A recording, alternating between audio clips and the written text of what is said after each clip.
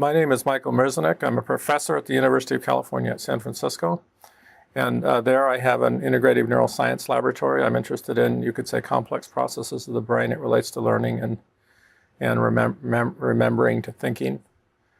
And I've been very interested in the plastic processes that contribute to child development and to adult and lifelong learning, you could say. And I've been specifically interested in those processes that contribute to variations in human ability. To providing an explanation why one child might be clumsy and another agile, or one child might be a facile reader or facile in their language abilities or in their communication arts, and another child might struggle to read, might struggle to develop language, might struggle in their communication arts, and so forth. And then finally, I've been interested in developing strategies to use this incredibly powerful process of brain plasticity. The processes that underlie the evolution of functionality in a brain through learning and through experience. To command them, to control them, to master them, you could say, to drive correction in a brain, insofar that that's possible in a child that's impaired or an adult that's impaired, an individual that's struggling, an individual that has difficulties.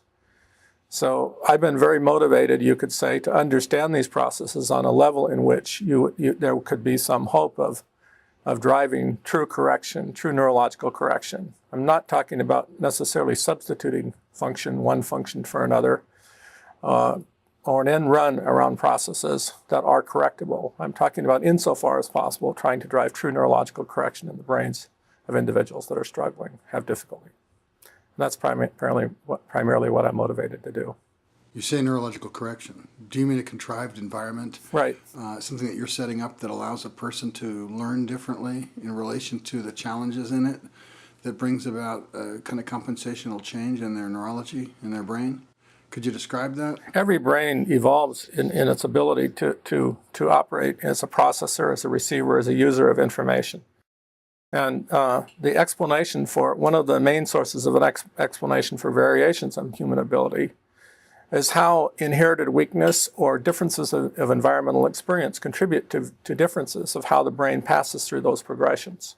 So if I think of the development of something like the language abilities of a child or the movement abilities of a child, I see, if I look in any given child, I see a very idiosyncratic, a very individualized progression in detail.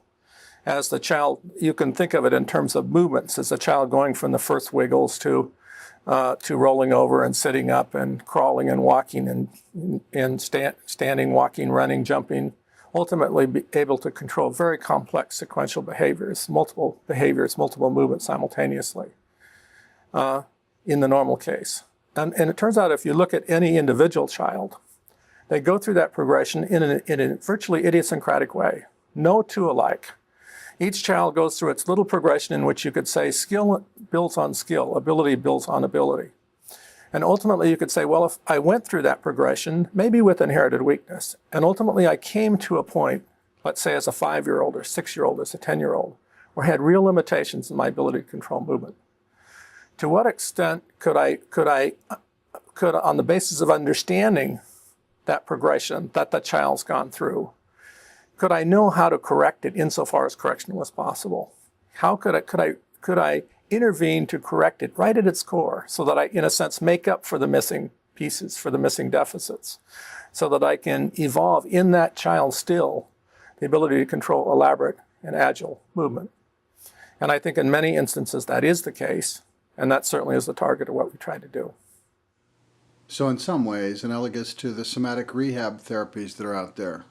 You could say that it is, but a difference is that it's really based upon, insofar as we understand them, the neurological principles, the neurological progressions that we understand underlie these evolving skills.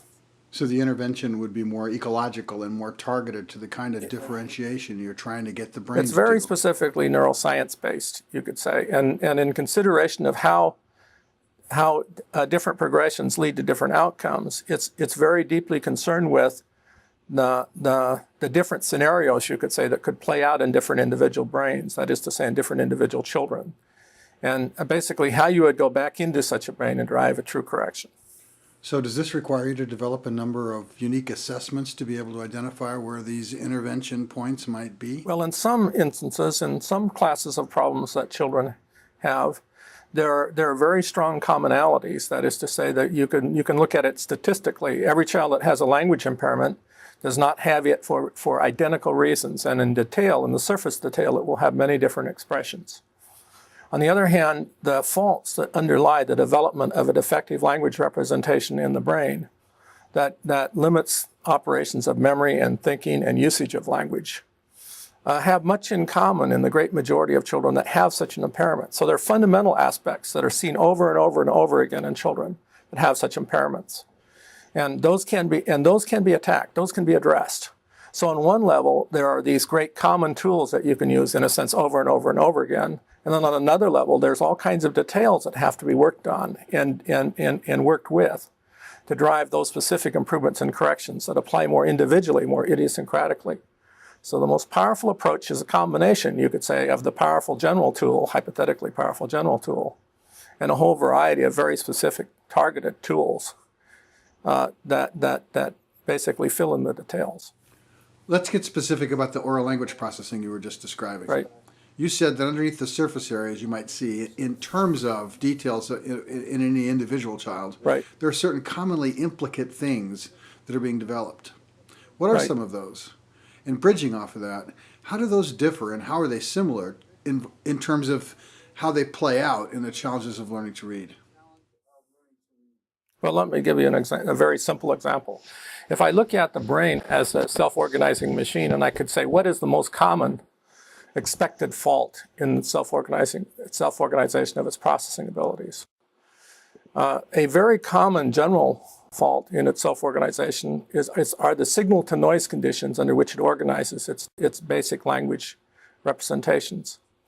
And the reason for that is that there are many inherited faults that would contribute to degrading the capacities of the brain as a signal receiver, or that would degrade or that would increase the conditions of noise that occur in an active brain.